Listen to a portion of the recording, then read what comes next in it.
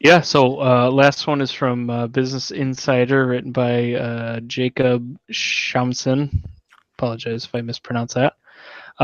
Senator Ted Cruz introducing a constitutional amendment that would that would allow only 2 terms for senators and 3 for members of the House of Representatives. It would limit Cruz's term in the Senate to his current one, which ends in 2025. Congressional terms are limited currently, but there are limits on individual committees. So I'm somebody who has typically fallen on the side of support for a term limit bill. I definitely acknowledge that there are pros and cons to each, but I think that unfortunately at this point we're leaning towards the cons than we are the pros for a lot of these situations. So personally, I'm kind of in support of this bill right now, but I'm curious to see what Cyril and Chad think. No, everybody is. We've talked about this before. I'm pretty sure. I'm pretty sure everybody in a first, what is it called, first past the post system, whatever the heck, or basically a 2-party political system. Any sane person, regardless of ideology, would say like, dude, term limits are good because it gets fresh blood in there. It shakes things up when things otherwise aren't really that shaken up by a system dominated by 2 like large institutions. Like we push better ways to shake things up, and term limits would do that. So yeah, on its face right now. Go ahead, Chad. Go ahead. And I have pushed back on this before. We've talked about this before in a previous episode. Yeah, I've talked about like if you have term limits, then you do lose, like, regardless of how you feel about the politics, the Bernie Sanders. Regardless of how you feel about there's more Bernie Sanders. No, ideally, yes, but definitely.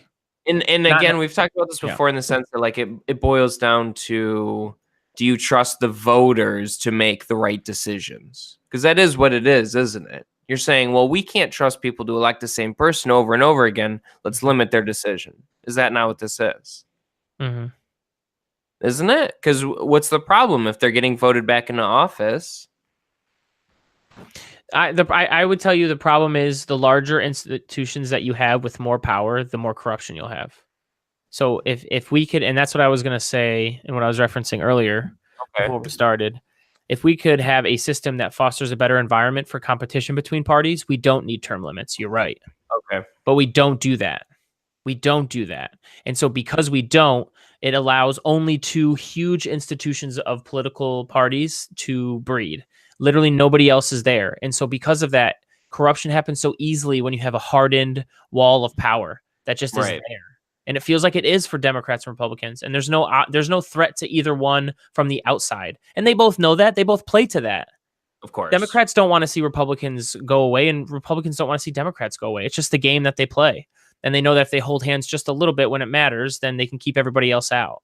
Right. Especially because of the system we have. Power. So if we could have a ranked choice voting system, if we could have a system where anyone can play, but it's not first, because obviously we already have a system and we're blessed. We're privileged complainers in this country about a lot of things, including this. For sure. We're blessed at being a system where anybody can run.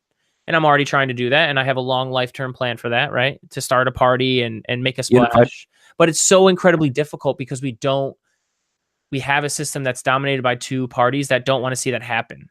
And because they have their hardened power, they can make it so much harder than it necessarily should be if we want to have a system that actually like reflects the dude. You have a bunch of people that sit on the sideline. There's almost 45+% of people who don't even vote in a presidential election. How many of those 45+% don't vote because like they don't even like Dems or Repubs, but they might otherwise vote if they have every choice, and then they can rank Dems and Repubs after that. Right. Like you might get more people out. You have more choice to pick from. It's just, so if we had a different election system, term limits would make no sense, but they make so much sense in this crappy system that we have. I agree. No, I agree. I think in an ideal system, term limits are dumb, but in the limited system that we have, it's probably the best approach to combating sort of calcified power, like systems of power that sort of just like dig themselves in. Right. And there's not a lot that all 3 of us agree on, and that's what makes this podcast fun. But there is some things, and one of them's money and politics, but also 2 is the fact that no matter what kind of an institution that you have, whether it's public or private, if it gets too much power and too big, then that's not good. That's not good for the people. That's not benefiting society as a whole. that's only enriching a few people. And some people rail against the government more for it. Some people rail more against the private side for it, but it happens everywhere. And we've got to fight against letting power be so concentrated. So dumb. People just will abuse that. I don't trust people. I don't even trust myself, So people are selfish and you can't. The last thing I want to throw in there for you too is according to this article, CNN Politics, this is a while ago, right? This was June 3rd, 2013, so it was a while ago. But in 2013, by the numbers, the average length of service in the United States of the House of Representatives as of January in 2013 was 9.1 years. And the average length of service in the U.S. Senate as of January 2013 is 10.2 years. Too long. So right now in Congress, you get voted, that's 2 years, right, for one term? Yeah, that's 12 years if you do 2 terms as a senator. That's actually right. That's actually fine for Senate. Yeah, that actually seems like almost within what you would expect if you had term limits. What did Caleb say? I generally agree with what Caleb said. Like... Caleb, would you say 4? You said 8 years for House and 12 years for Senate? 9 years for House, 10 years for Senate. No. What did you say that would be a good number? I'm saying I think 3 terms and 2 terms. 3 terms as 3 terms as a House of Representatives. 2 terms. 12 each, right? Right. That's 12 years each. Is it 12? I thought a congressperson was 2 years. House is. Yeah, I wouldn't even mind. 2 years. Would it be 6 years? That would be the long. I would round off I would round off a potential maximum presidential term with the other ones. I think that's why I'd go with 8 in the House of Representatives. So you could potentially serve the same time as ideal, like an 8-year president or whatever. I don't know. I guess I'm just rounding off numbers compared to the other positions we have, but 6 would be fine. I don't really care if we could only get 6. I'd take 6. It's not like these are the average though.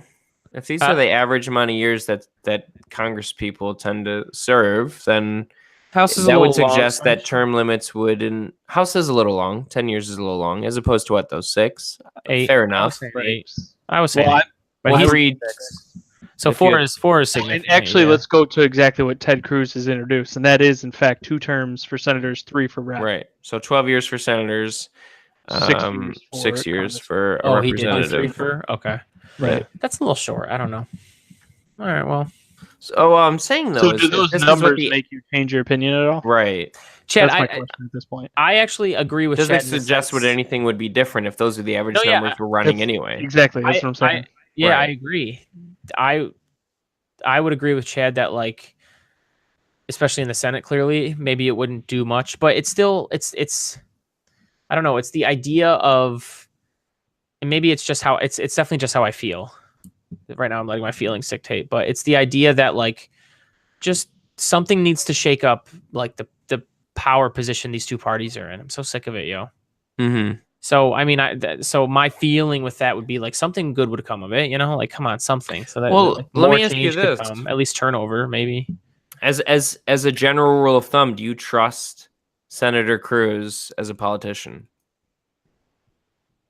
I trust any politician in our government isn't trying to, like, destroy the country. They just have an idea of what direction they think would be better for the country. But let me say, nobody's ever going to take us in a direction that's, like, destructive at all. So yes, on that level, I'd trust Ted Cruz. Really? Okay, fair enough. I was going to say, because, like, what do you think his motivation is for introducing this bill? Do you think it's just the general well-being of this country? So that's different. Yeah.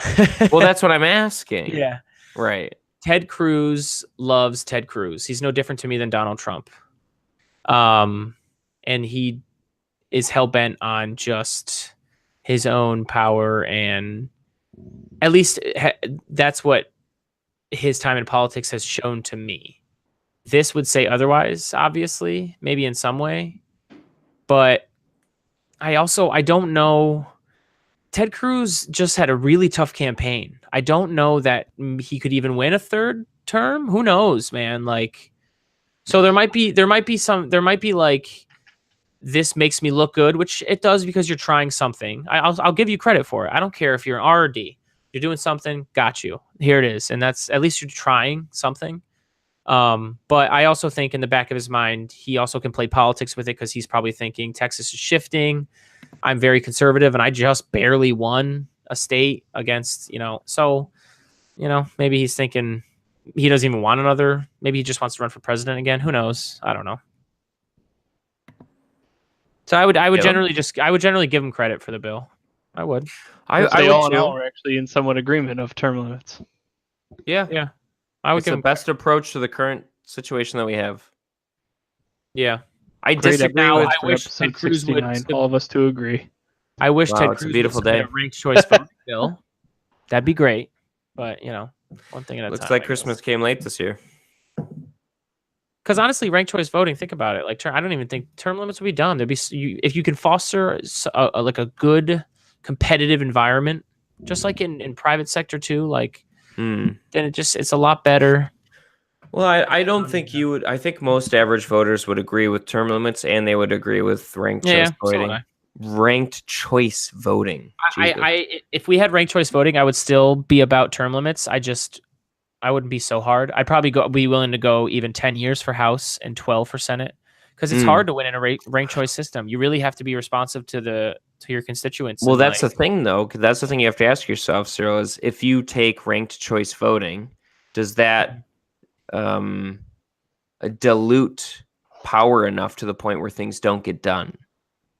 And I know that's like a question for a whole nother episode, but what the hell? What the hell are we living in now? What the hell things do get done. What? We get done? We get We've 2 been to kicking 4 around years. Immigration since before God knows when, and we still can't do nothing. The government shut down because of it. What's getting done? Well, right now I think is a little unique, but you do get 2 to 4 years every so often of a party being completely in control of the houses of government. I don't know. Do you remember the Gang of Eight? The gang of 8 Republican senators that were ready to compromise on immigration, give Dreamers legal status in exchange for like a whole bunch of money for border security, blah, blah, blah, blah, blah. I don't remember if this was late Bush or early Obama years or when it was. But these 8 Republicans came out for compromise on immigration, and we were close to getting something done. And they got tarred and feathered by the conservative base for it. Absolutely eviscerated, and nothing moved forward. Right. Now add another party into that mix. You see what I'm saying? I do. Like, you have to look at other countries that do have ranked choice voting.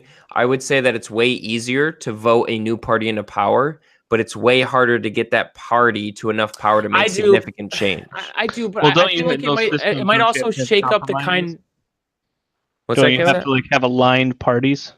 Like, in order, let's say there was a third party. I'm going to use an example, a Green Party, right? More liberal type party. Wouldn't you have to, if the Republicans get 30 or 40% of it, but then the other two split the difference at 30-30, they could hold out and not allow the majority. Yeah, you build coalitions. If you're in third or worse, your votes get eliminated and we go to your next choice on your ballot. For presidential elections, not for congressional elections. I'm talking about congressional. So everyone's voting for everything. Wait, hold on. Yes, but it'll still break down into 3 major parties, typically. Right. 3 or more major parties. So let's say Cyril. That's fine. Everyone's been voted into Congress, right? Or I'll use the Senate because it's easier. 100 people. Sure. 40% of them are Republicans. The other 2 split the difference at 30-30 for Democrats in, I said Green Party, but you can, Party X, whatever you want to put on it. I don't care. I disagree with those numbers, but okay.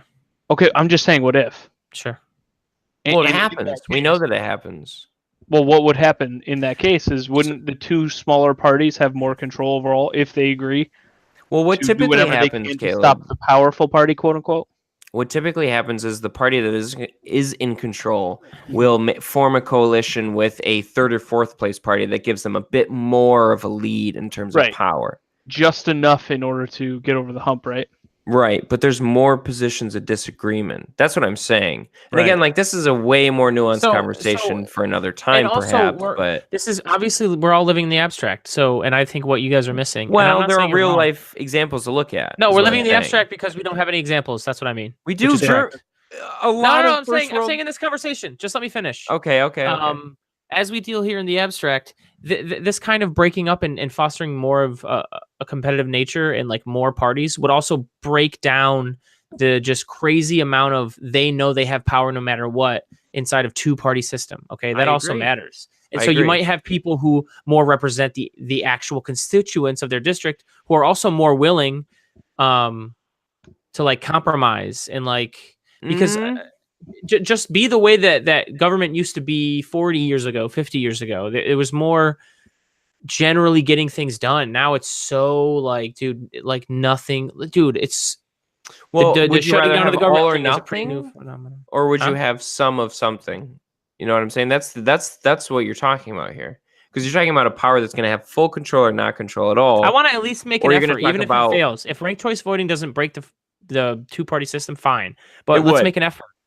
Okay, It that's what I'm would. saying. So then why wouldn't we do it? Right. That's well, good. You're talking about you're talking about the dilution of power. Maybe you get more agreement, but less gets done. Does that make? I was getting nuance because you did with some arguments, and so I threw mine in. Sure. But then let's erase all the nuance and get to let's just do it because it'd be better. Whether it's perfect, I agree. that's fine. I agree. Yeah. I agree. I think less like structures of power that feel like they can't be touched, the better. Yeah, right. I would agree. It's just not always, the grass isn't always greener. It's just a little harder to cut. Oh, I use that term all the time. That's fair enough. It's a little different right. to cut, I should say, but yeah. That's about it. That's where we'll leave it. Appreciate That's the fair. time. Absolutely. It's always a blessing to discuss with you guys. Beautiful. I did want to talk about a Trump go ahead. tweet that was in all caps New Year's Day, but you can go ahead if you want. Let's just avoid it. Let's just do an excuse me what. Go ahead, brother.